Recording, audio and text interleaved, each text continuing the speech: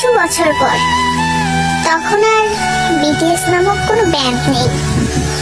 তখন বিটিএস এর 7 জন মেম্বার কারো স্বামী, কারো বাবা নামে পরিচিত।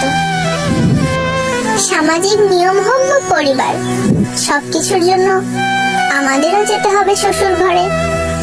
হয়তো তখন সারাদিনে আপনাদের কথা ভাবার সময় হবে না, হয়তো তখন সারাদিনে আপনাদের ছবি দেখা হবে না।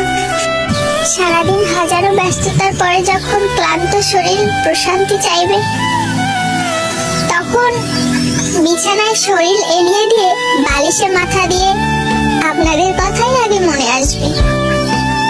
হয়তো চোখ থেকে গড়িয়ে পানি পড়বে, হয়তো স্বামী পাশ থেকে ডেকে জিজ্ঞেস করবে, কাঁদছো কেন?